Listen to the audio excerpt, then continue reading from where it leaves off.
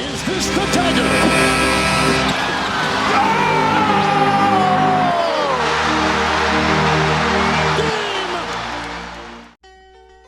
G'day guys, JB here.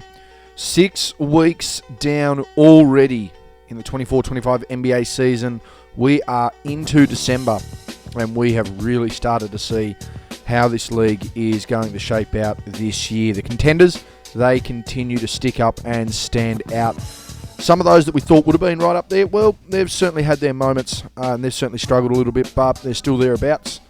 Meanwhile, some other more formidable teams over the last couple of seasons just seem to be fading a little bit, creating an opportunity there for the next team to step up. Individual-wise, we're seeing some consistent plays out of those that we thought, or certainly are leading at the moment. MVP races, guys that are certainly leading Defensive Player of the Year races, most improved, things of that nature. The Rookie of the Year contest seems to be narrowing, but it still seems to be competitive. With that, let's get into it. Let's get into my Week 6 review of the 24-25 NBA season. Starting with the Hawks in the East, 4-0 on the week, undefeated. They've jumped up into the top six, I should say, in the East. As I said, undefeated on the week. Jalen Johnson, big week for him. 20.3 points, 7 rebounds, 7 assists, 0.8 steals, and 1.3 blocks on 3.3 turnovers. He's having a 20-point-per-game season, and that's crucial there for Atlanta because we know Trae Young's been in and out of the team. We know Trae Young can be very ball-dominant, and that can cause some inconsistencies amongst their offense. But there's no doubt about it, Jalen Johnson having an impact, spreading that scoring, and relieving a bit of the workload as well from a Clint Capella on the boards, relieving a bit of work, particularly on the ball movement side of things where, you know, the isolation play of Trae Young has been painful. And it has caused some issues, but the ball movement clearly there as well with Jalen Johnson. Dyson Daniels continuing to really step up as well. Okongwu still stepping up. DeAndre Hunter still stepping up. Capella still that senior figure. And, of course, Trae Young on this team. You wonder how much of that is schedule. You wonder how much they're starting to come together. But it feels like this Atlanta team can gel a little bit more. I don't know that they're more than a first-round team. But you certainly want to see them above 500. And you certainly want to see them out of that Plains situation that they've been in for a couple of seasons. If they can keep this up, keep up the pressure, keep up the consistency, and continue to spread that scoring load and particularly the workload, then there's no reason Atlanta can't continue to progress and, you know, certainly look like a genuine top 6 team in the East. No need to question whether this team is a top 6 team in the East. It's pretty clear cut. The Celtics are probably still the team to beat in the NBA, even if they are only the second best team in the East. But that race has narrowed quite significantly as Cleveland have taken a couple of hits over the last few weeks, and we'll, of course, get to them later. 2-1 record for the Celtics, as I mentioned, second in the conference, defeated Chicago and Miami, and Jason Tatum just continues on this run. I currently have him as my MVP of the league. Particularly when you factor in that they're winning games, they're in contention, and he's continuously being the best player in these games. Big week for him, 28.7 points, 11 rebounds, 4.3 assists to go with a steal, and 0.7 blocks on 3.7 turnovers. But the key to all of this, ultimately from a Boston standpoint, they just have fire points everywhere, which makes them such a great team. Now, does that work against Tatum's MVP case? Of course it does.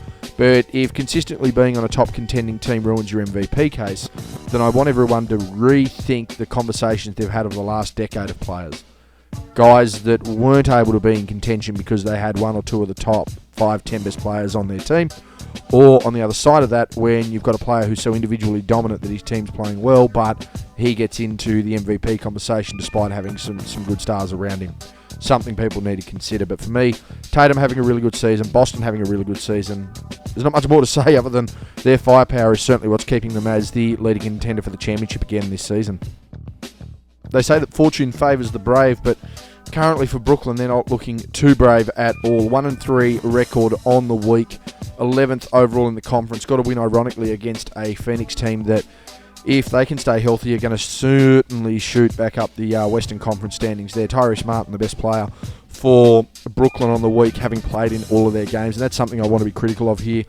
All games, there is a level of health that I will reward. And if you play 4 games and play in all of them, you're in contention for being your team's best player. So make that as you wish.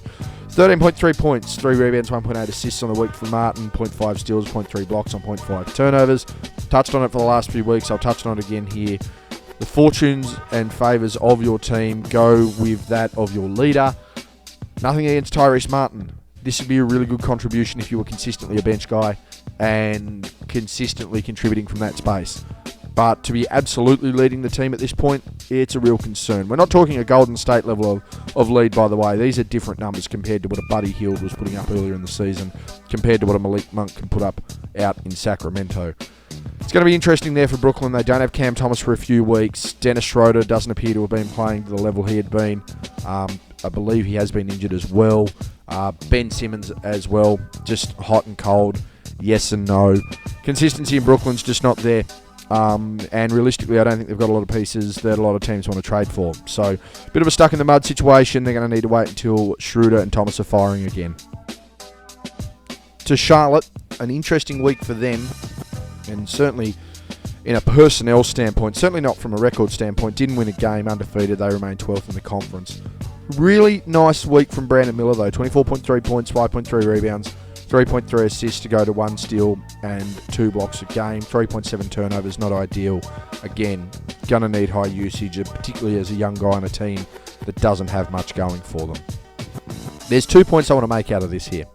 Number one, Brandon Miller might be the most forgotten about third option in a draft or a rookie class in a very long time.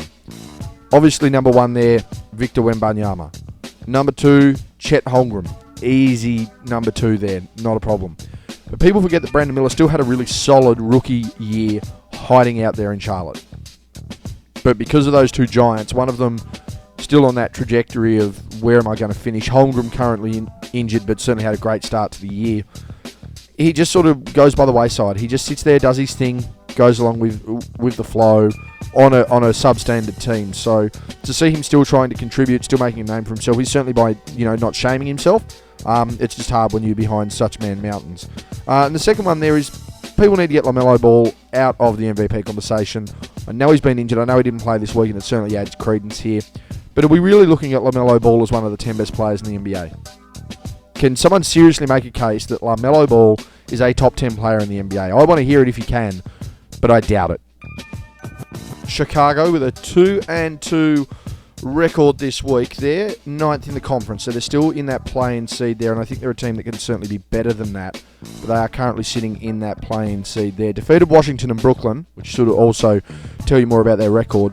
But again, the most consistent player on their roster this year, Nikola Vucevic. 22.8 points, 11 rebounds, 3.5 assists on the week, 0.3 steals, 0.3 blocks, and 1.3 turnovers.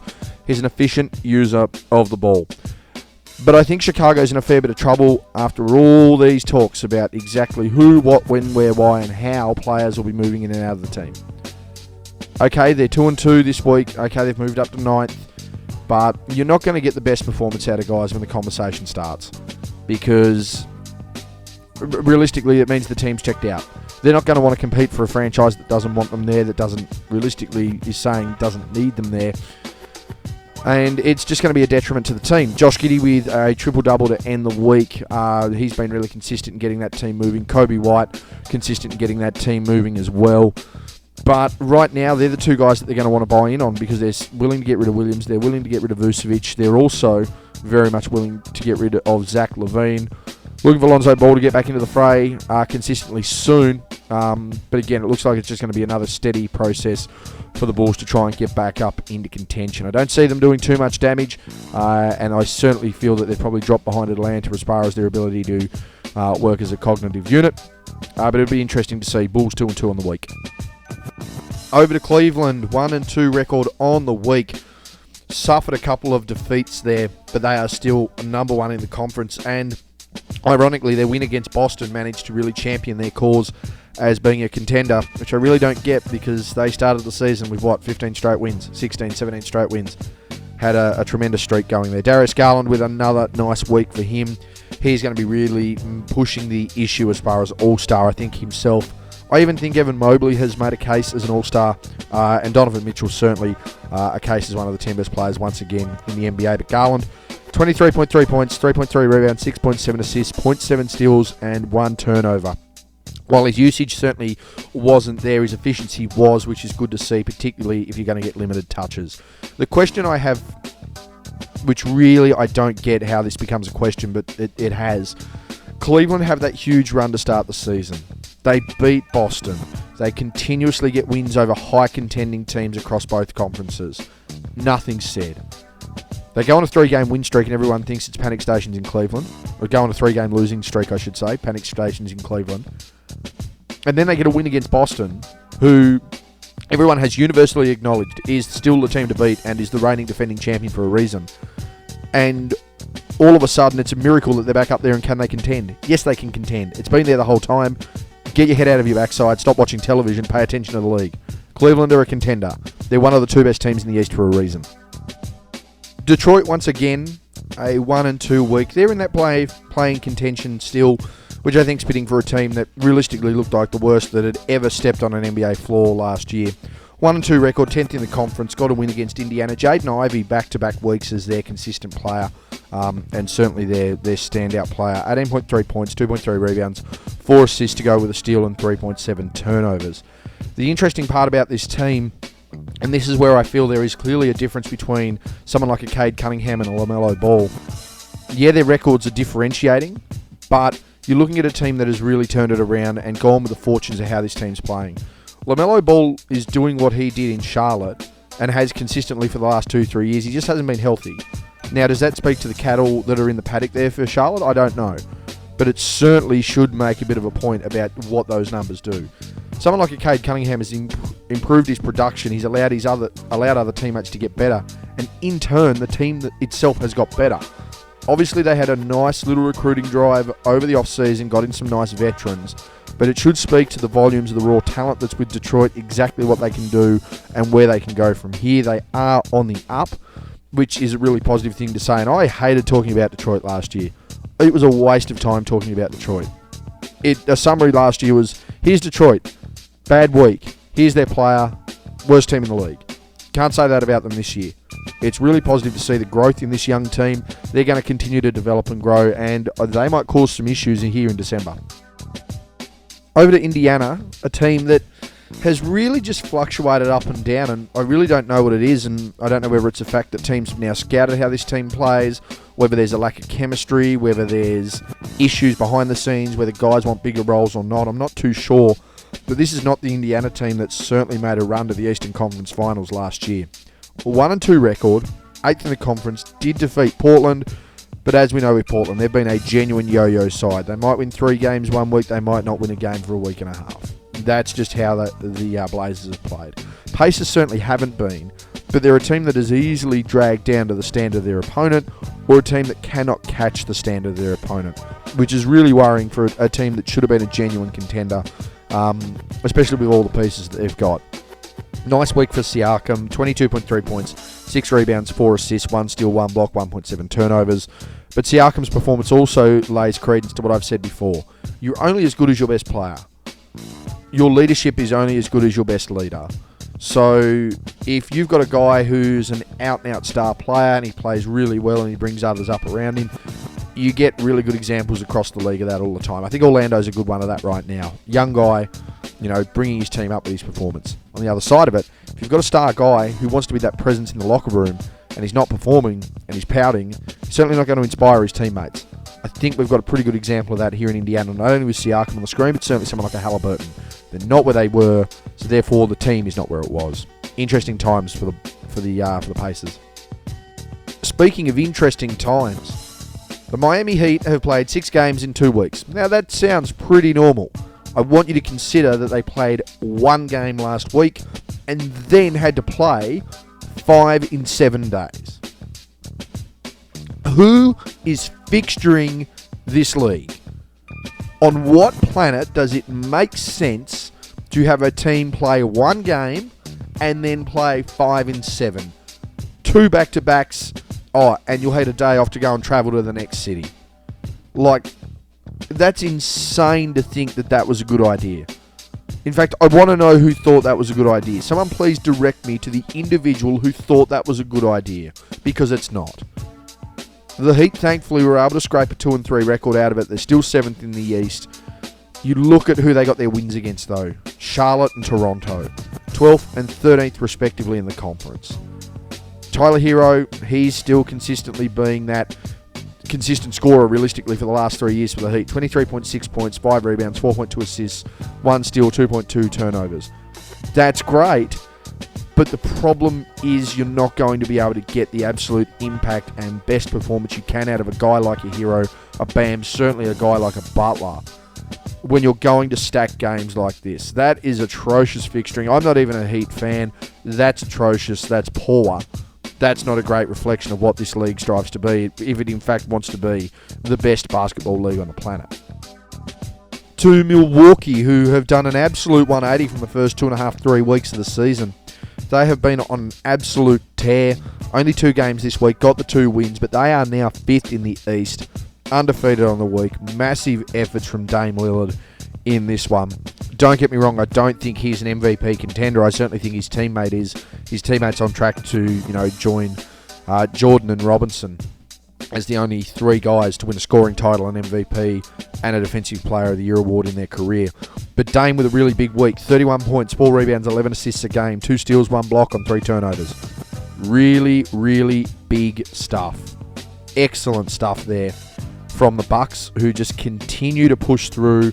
They've managed to get over that hump, that little bit of difficulty that they had earlier, and they're just starting to produce right now. Does a lot of it come down to the fact that Giannis is literally trying to do everything? Absolutely. Does it help when a player of a Damian Lillard's caliber is able to just step up, is able to play his old school role that he had in Portland? Absolutely, and I don't know anyone who's going to deny that. Brook Lopez playing some solid minutes as well. Again, fortunes go with your leaders, good, bad, or indifferent. Milwaukee clearly have lifted from what they were, and I don't know exactly what it was. I don't know if it was coaching. I don't know whether it was character. I don't know whether it was players pouting. None of that. Doesn't matter. They're back playing really good basketball. They're best players in the MVP conversation, and a healthy Bucks team right now is certainly a concern for some teams in the East. The New York Knicks, they're continuing to cause some concern, would be the best way to put it out there in the East, but they're just pottering along nicely. They're just sort of sitting thereabouts. They don't need to do anything extravagant. They know they've got the firepower to withstand it. 2-1 record, they're 4th in the conference. So when you consider the noise that Orlando are making with their streak, when you consider where Cleveland and Boston sit, when you consider the run that Milwaukee's having, when you look at where Atlanta has tried to rejig itself, New York in a really comfortable spot to still be in the top 4 there and at least have one round of playoff home court advantage. Defeated Charlotte and New Orleans as they should have. Jalen Brunson, 28 points, 3.7 rebounds, 7.3 assists to go with a steal, 0.3 blocks on 2.3 turnovers. Don't get me wrong, I still think that Jalen Brunson is going to be the make or break point of this team. I still think that Jalen Brunson is the heart of this team. I ultimately think that he plays a similar role here for New York as Devin Booker does with Phoenix. In that, yep, he's clearly the most valuable player. He's clearly the most important player. He may not necessarily always be the best player. And I think that's an example this year with what Karl Anthony Towns has certainly been able to do. But it should be a compliment to the game of Jalen Brunson, where he really steps out of the shell over the last 2 years, becomes the man there in New York, the biggest media market on the planet, let alone in the basketball world. And yet he's still got enough character to let someone else flourish and get their job done. Mark of the man right there. It's the reason New York are really succeeding. Speaking of Mark of the man, we're talking about a guy right now who has genuinely been a second option on this team for the last year and a half, 2 years. But it's clearly proven why he is an absolute engine and as pivotal a piece to Orlando's success than anybody else that's on their franchise. 3-0 record on the week. They've moved up to 3rd in the East, and I reckon they'll be fighting for that 3rd and 4th spot consistently all year, along with New York and Milwaukee at this stage. Cleveland and Boston, I think you're going to let them settle for 1 and 2. That's just my gut on that right now. Franz Wagner is a beast. Franz Wagner needs to be given more respect for what he's doing in this league and what he can continue to do in this league. Quite a week by his standards. 23.3 points, 6.7 rebounds, 7.3 assists, 1.3 steals, 1.3 blocks on 3.3 turnovers. He's certainly had his moments. There's no doubt about that in this streak where you've gone, geez, there's a reason he's a second option. But they would be nowhere near the third spot in the Eastern Conference if it wasn't for his contributions. And I will put my hand up. I've got no problems with saying this is Paolo Banchero's team. I have no issues with saying he's the number one guy in this team. But you can only judge what's in front of you. And to criticise the guy as well, he's a second option leading this team to this success. Open your eyes to what you've just said. The second option is this guy. Orlando are a scary and frightening unit right now. To Philadelphia, a 1-1 week. Got the win over Detroit, but a bit of redemption there for them, which was a positive to see. Tyrese Maxey, 33.5 points, 3 rebounds, 3 assists, 3.5 steals. Huge week. And still with that performance, only managed to split the record. Someone like a Jared McCain, looking like the Rookie of the Year. But this is where the question really needs to come to Philadelphia. You've paid unbelievable money for Paul George. You've paid unbelievable money for Joel Embiid. Now, Joel Embiid, at his absolute best over a 3-year span, has a case as the best player in the NBA. I'm not going to say that he doesn't. I don't feel that he is, but he has a case. Paul George, in his absolute prime, one of few players to ever finish a season top 3 in scoring, Defensive Player of the Year voting, and MVP voting. To me, that's a case as the MVP of the league. And you want to go and compare that sort of an effort with 2 scoring titles and an MVP for Embiid. You've got to understand how key and important that peak is. But it's not there anymore. The future's now, as they say. And right now, if I am Philadelphia, I am wanting to cash in on what Maxey and McCain can bring to this team. Everyone else is old, everyone else is slow. These guys are fast, young and bright. It's a common sense decision for me. To the Raptors, a nice bounce back week for them, and they had some really solid production out of their 2 leading players. And this is where I'll touch on exactly how RJ Barrett fits into the equation. 2-1 record, 13th in the East. Win against New Orleans. They're slowly coming back from injury. A win against Miami, a team that was loaded up into a position where, hey, we're going to give you 5 games in 7 days after essentially giving you a week off. RJ Barrett with a huge week. 28 points, 7 rebounds, 7.7 assists, 4.7 turnovers, a high usage, 0.3 blocks. This is where the conversation needs to be had about RJ and his contributions. I have nothing against what he's done for the last few weeks for this team, particularly with Scotty Barnes coming back in from injury. But it is evident that RJ Barrett's skill set is much better suited when he is a second, third option. Now, if he's going to be a second, third option that's going to produce you weeks like this, and he's going to be able to play alongside someone like a Scotty Barnes, then yeah, it's a great investment. It's an awesome investment. It's exactly where he needs to be. But I come back again, as I said, the team is only as good as its leader. Sometimes that's ability, sometimes that's how they feel. Sometimes it's their emotional connection. RJ Barrett as a player, genuine second option, and no doubt a real good leader, a real vocal person in the locker room, someone who wants to lead them.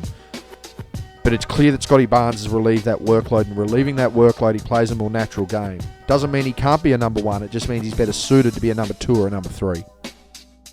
And boy, how the turntables. Finally, to the absolute worst team in the NBA. Washington, again, no wins this week. They haven't won since the 30th of October. I'll say it again. They haven't won since the 30th of October. No win November. Plenty of other month-long challenges through November, of which plenty of individuals have undertaken. But I would have to believe it's harder to do this particular challenge that the Washington Wizards have done than what other challenges people might undertake through November. Because I can absolutely guarantee you now, even those who can't grow facial hair would have grown a mustache in November. There's no doubt about it. Even a little bit of growth and development would have been key for those people. But I can tell you now, the Washington Wizards certainly didn't have it. Brogdon, again, continues to stand out as their best player. 20.3 points, 6 rebounds, 4.3 assists, 0.7 steals, 0.7 blocks. You go to the other side of that, the trade talk has now resumed with Kyle Kuzma wanting to get out of there. And I've got no issues with that because I don't really have an issue with Kyle Kuzma. Outside of, made a really blasé comment that really came to bite him on the backside there in November that he'd made towards the Pistons, not being that team last year. He's been consistently one of their best players over the last 2 years, but there's a reason that he's a second, third option on a championship team. Washington, the worst team in the NBA. Over to the West, and we'll start with Dallas. An undefeated week, 3-0. They've jumped up to 5th in the West. Huge jump for them and the way they've been playing. A lot of that has come down to a number of factors, one of them being the fact you're looking at Quentin Grimes as their player of the week on a 3-0 record. 24.3 points, 5 rebounds, 1.7 assists, 2 steals, 0.3 blocks on 2.7 turnovers. Now, I know I speak about it all the time. I've spoken about it in this video. I'm going to continue to speak about it. You've got guys that determine how good their team's going. Now, if I looked at Quentin Grimes being their best player at 17, 16, 15 points a game, I'd be asking questions. But the thing you've got to remember about this team is you've got guys like PJ Washington playing well. You've got guys like Kyrie Irving stepping up and stepping out and being real leaders. And you're seeing a minimal to no impact on their game because Luka Doncic hasn't been there. This is the product of what happens when a team is able to be given a leader who likes to spread the ball, who likes to spread the scoring and keep things moving. There's only been one ball-dominant champion, an all-time great player, for me, in the history of the game. And that is LeBron James. You look at all the other players around the league, in the history of the league, none of them have been as ball-dominant as LeBron and had the same success. The only guy that rivals it is Wilt, and he's got half the championships and has an absolute backlog of issues that stem from the team and him needing the ball. People are starting to realise that. It's why teams are really focusing on the ball movement. It's why Dallas are better when Luka's not there, and I think Luka's starting to pay attention to it. Dallas are going to continue to grow, going to continue to rise. Speaking of teams that are still a chance to continue to rise and grow, that is the Denver Nuggets, who at the end of Week 6 found themselves out of the top 8, and that certainly would have implications on how I assess the MVP race for the 24-25 NBA season. 1-1 through the week, 9th in the conference, got to win over Utah as expected. And it's just crazy to think that Nikola Jokic just continues to have a regular input on all facets of the game. He's an improved defender, there's no doubt about that. I don't think he's the best defender, but he's an improved defender. Really casual week, 29, 12 and 9. It sounds dumb to say it that way, but 29, 12 and 9. 1 steal, 1 block, 3 turnovers, high usage, high turnovers. We're seeing that around the league a lot. But a really sensational week by Jokic, and an interesting week here for Denver, who really need to get on the rebuild and need to get on the move. Is it a matter of them trying to capitalise on bad teams? I don't know. Does that pad their record? Potentially. That has been a criticism of this Denver team for their run. But we're talking about a team that's consistently been second, third round pretty much for the last 5 or 6 years. They've been to the NBA Finals once. They're having consistent long-term playoff runs. That's something a lot of teams aren't having. It's something that probably needs to be crowned upon, but it's also something that needs to be focused on in the sense of why there might be a burnout in this team. On the other side of that, you've managed to recruit a point guard who rewards the big, which is really removing a lot of the issues for Jokic having to have the ball in his hand. It's now just a matter of getting that consistent execution out of Westbrook. Denver should be okay, but they've got a little bit of work to do. It's going to be interesting to see how they work their way through this rough patch. Speaking of rough patches, that is Golden State. Andrew Wiggins with a couple of good weeks, but certainly a down record for the Warriors over the last few games. 0-2 on Week 6. 4th in the conference, though, so they're still staying in touch, still in that top 8. No wins, as I mentioned. Andrew Wiggins, 17 points, 4 rebounds, 3 assists, 1 steal, 0.5 blocks, 1.5 turnovers. That's not bad if you consider that guys like Draymond Green, Steph Curry, and Buddy Hield are doing their job. If that's not the case, that's when you've got some issues, particularly when you're still waiting on Kuminga and Kevon Looney to try and fire in that space as well. Of course, the conversation at the moment for the Warriors is Kyle Kuzma and the apparent look that they've got there for him to potentially join that team as a genuine second option scoring. I've got no issues with that. I just don't see how they're going to become a better contender with Kyle Kuzma as a second option in scoring. They're able to produce some really good stuff out of Buddy Hield earlier in the year, and I think Buddy Hield is certainly a better player than a Jordan Poole. You also have an Andrew Wiggins who can fill into that third spot nicely. Would it be nice to get a compliment and maybe get another shooter in? Yeah, okay, but you've got to look at how their last championship team was constructed, right? They weren't getting consistent play out of someone like Draymond Green. They weren't getting much out of Klay Thompson. You've got that step up there from a Kevon Looney. You're having that step up there as well from a Kuminga. And again, Buddy Hield joining this team.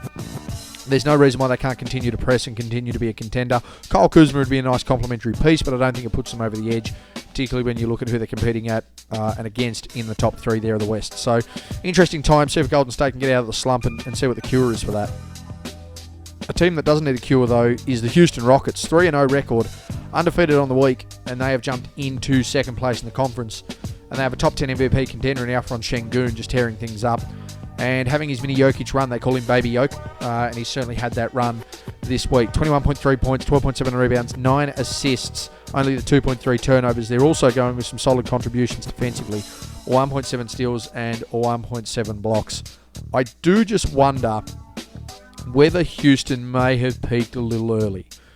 I don't feel that there's a massive drop coming because there's plenty of support with this team. Tari Eason, Amir Johnson, Jabari Smith Jr., Jalen Green, obviously Fred VanVleet, Dylan Brooks, Şengün. You've got someone like a Landale who plays limited minutes but can come in and get the job done. I do like the way this team looks. I do like the way this team's constructed. But you just have to feel at some point something's going to happen in this team that's going to bring them to a crossroads this season. It's going to be a matter of how they answer that to determine where they finish on the season. I don't wish for an injury, but it could happen. I don't wish for a form slump, but it could happen. It's just something you need to see how they respond to. Orlando had it early this year. And I think Houston, for the last few years has certainly mimicked what Orlando wanted to do in the sense of being that team that was a feeder, that was getting rid of players to go and farm for other teams.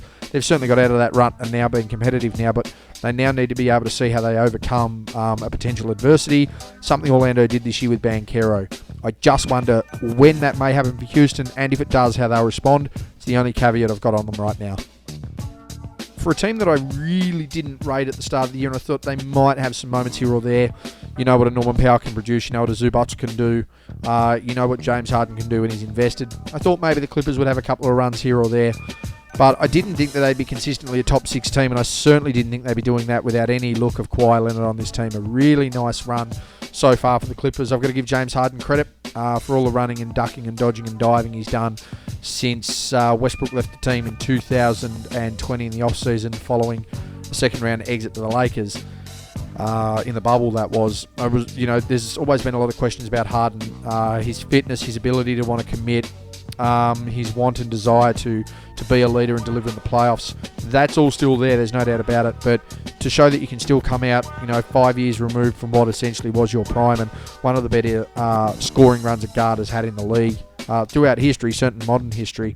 It's good to see him playing a good brand of basketball. He's playing some committed defense as well, which is something I think he's realised he needs to bring to this team, particularly when he's got consistent firepower from a big and Norman Powell. Really nice week. Did defeat Washington and Denver.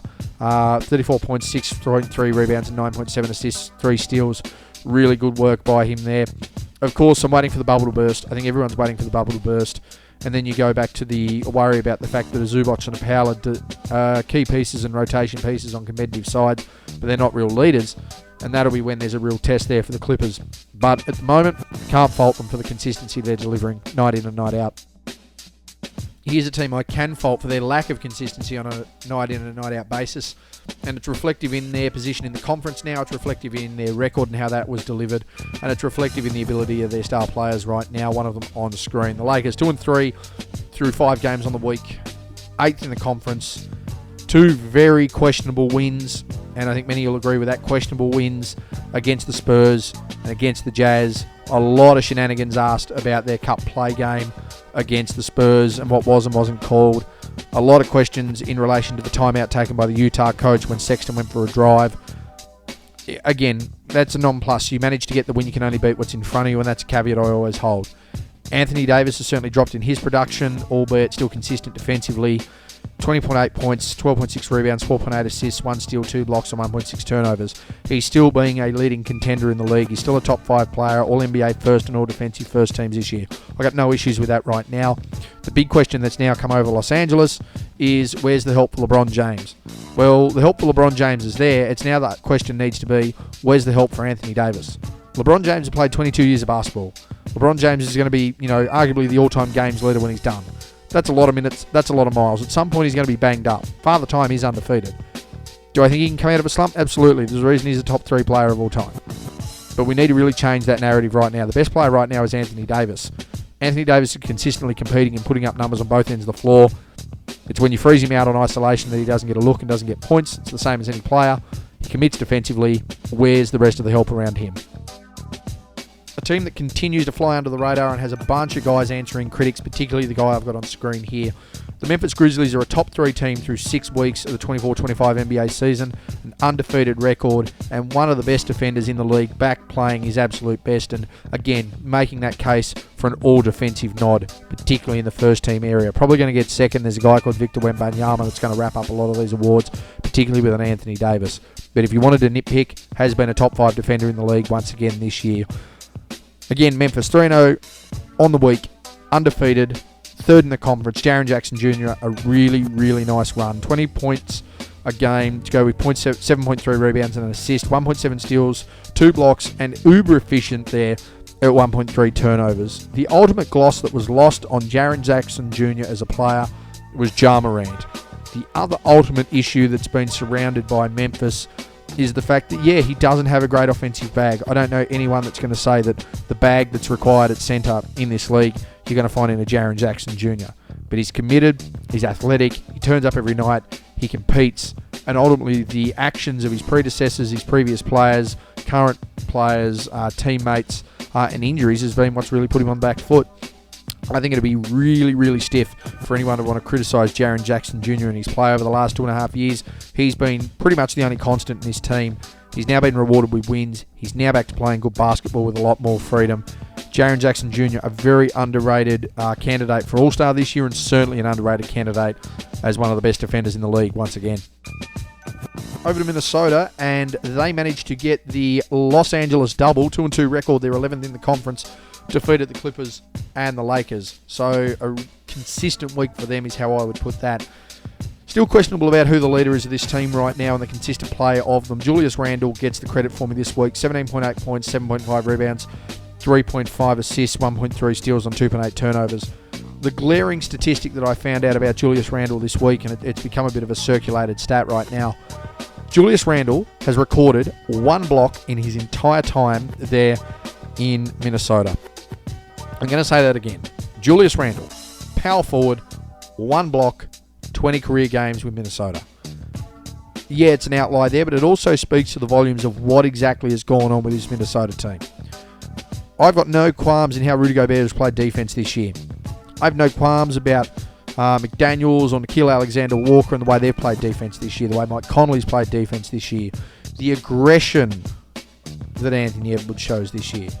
But that's not where the issue lies right now defensively. They've lost genuine size.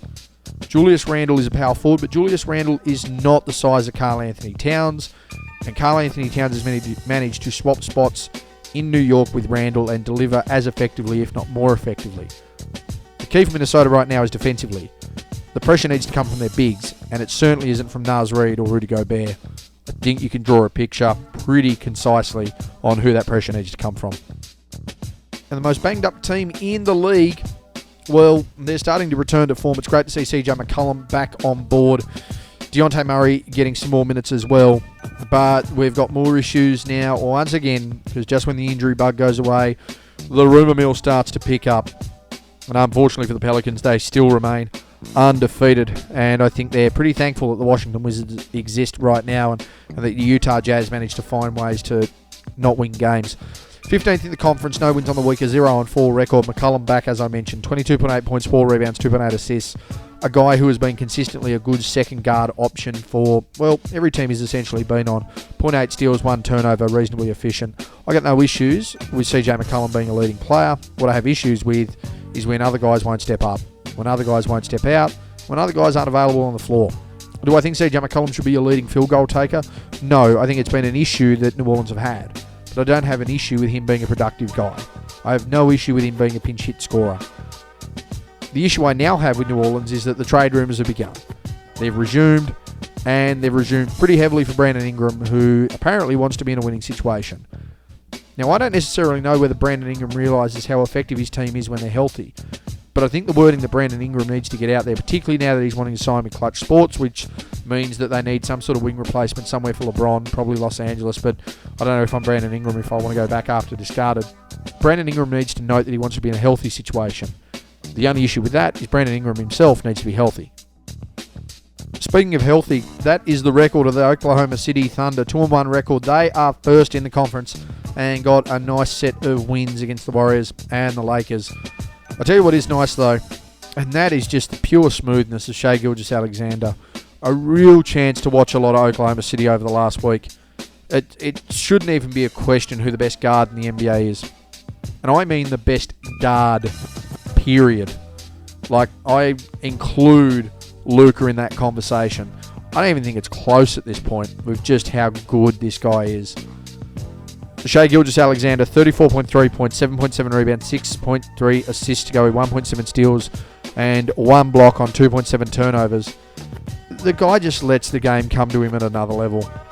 The amount of live basketball I've seen, like in person, particularly here in Australia, obviously commentate a little bit. I attend the NBL. I'm a season ticket holder here for my team in Tasmania.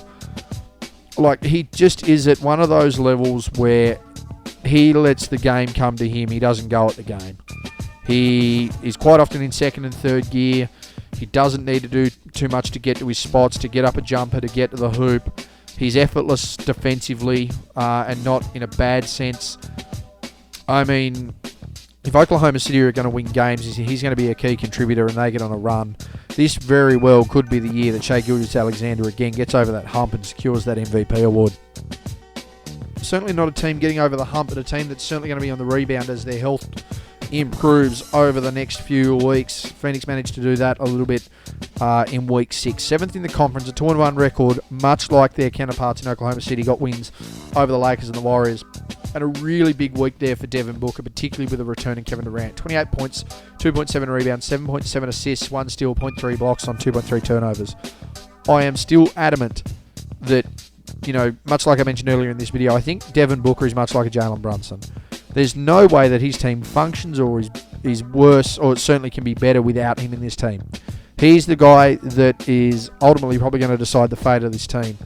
Now, are they going to look a lot better when they've got a bigger guy there who's contributing? Absolutely.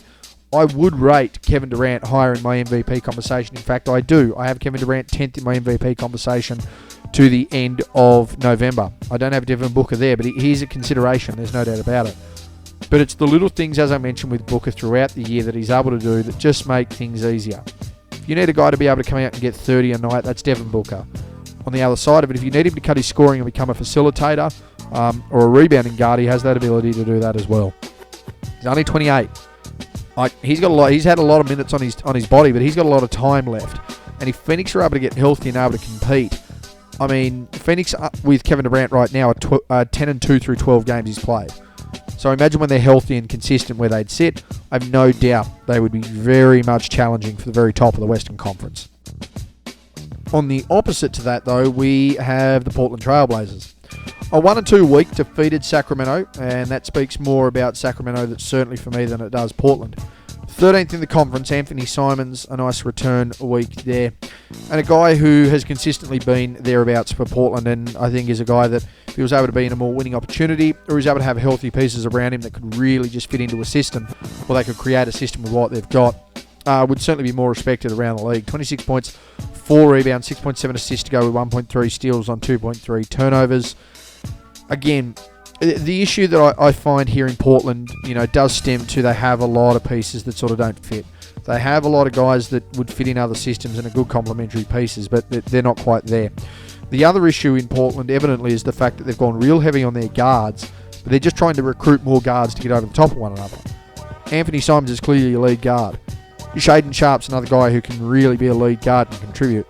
So you don't necessarily need to guard an undersized and underdeveloped Scoot Henderson to put him in a position where he's not going to be able to develop. He's going to spend more time out of the team than he does in it and potentially ruin a career. I'm just saying that's pretty bad management there by Portland in that sense. DeAndre Ayton, Rob Williams, I think they can be really good pieces. I think you're going to be really good if you're going to have Jeremy Grant try and fit in. This is a team that could really be a bunch of misfits to fit into an all-star caliber team. Playoff team, I should say, not all-star caliber team, a playoff team. But there just seems to be mistake after mistake in so many key areas that it just doesn't bear fruits of its labour. For the Sacramento Kings, another 1-2 week. And a really nice week here for Sabonis, but they just continue to really just dwell at the moment. They've gone from a team that I thought was going to be really competitive. Again, I really like the offensive inclusions that they've got in their team, but again, it's just coming down to the defensive side of the game. I don't know what that beat writer was thinking, putting Sabonis in his votes last year. It certainly wouldn't have happened with me. But apparently he got a vote for Defensive Player of the Year from the beat writer of the Kings. 1-2 record, as I mentioned, 12th in the conference, defeated Minnesota, and it's not like their defensive identity's certainly been there since last season. Sabonis a really big week, and again, I think Sabonis has been a top 3 centre in this league for a number of years, certainly since his last year. Or certainly his last years in Indiana. 24.3 points, 13 rebounds, 7.3 assists, 0.7 steals, 0.3 blocks on 3.3 turnovers. But if the rest of your team's not firing consistently and injuries are becoming an issue, things aren't going to happen. I touch on De'Aaron Fox all the time. I love the fact that he's a tenacious competitor and he's tenacious defensively. I don't necessarily think he's as good a defender as people pipe him up to be. DeMar DeRozan's a really good complementary offensive piece, but I don't think anyone's ever bragged about DeMar DeRozan's ability defensively. Blake Monk, Keegan Murray, guys like that, they want to get scores up, they want to be able to produce points, they want to be able to pinch hitters reserves. But if they're going to put 30 on the board and have 40 scored against them, it becomes a real big issue. And unless you've got a team that's able to really not score, you're going to find more losses than you do wins. Sacramento are in that position. They need to find somehow, some way to be able to sacrifice offensively to lock in defensively and get a win. A team that's locking in defensively, trying to get wins, staying in touch and certainly revitalising, and they're tracking really nicely to where they really can be in a couple of years' time. The San Antonio Spurs, 2-1 record, 10th in the conference, defeated Utah and Sacramento. Again, doesn't say much, but it's not too bad for a team that's getting up and down the floor. Victor Wembanyama, for me, has been a borderline MVP candidate, a top 10 level player this year. And he had a really big week. 29.3 points, 10.3 rebounds, 5 assists, 1.3 steals, 3 blocks on 3.7 turnovers. He's leading the league in stocks. He's got the team, San Antonio, into a top 10 defense. Chris Paul, a big factor there. Everywhere he goes, he just turns things into gold. I don't think he's going to do it too much as far as his direct impact, but he's certainly proving key as a leader, and I think he'll be working well under a Popovich-led system, and certainly an impact and the culture that team brings. But you've really got to look at the upside of Wembanyama and look what's happening now when you're giving him possession of the basketball. You're allowing him to go to work. Again, I still don't like the high rates that we've got in 3-ball there. But we're talking about a guy who's leading the league in stocks and is able to put up 30 a night. Like, we haven't seen that level of play since David Robinson and Akeem Olajuwon at the centre position. We're still a chance to see it consistently. Wemby's the only guy I've ever seen that's a chance to break the all-time blocks level record. I don't think he'd get the stocks record. He'd have to do a lot of work to catch Hakeem in both stats. But he's putting in the work, and if the Spurs can realise the work he's putting in, then their ceiling is right there. The fact they're a playing team, big tick for me. And finally, at the end of the conference, well, we have one of the 3 worst teams this year for me in the league. I don't think it's even close. I think at this point you're seeing more upside out of Philadelphia.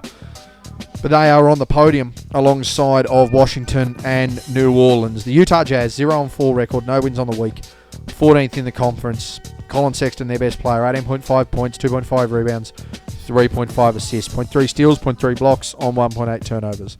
And I've got no issues with Colin Sexton being one of your best players.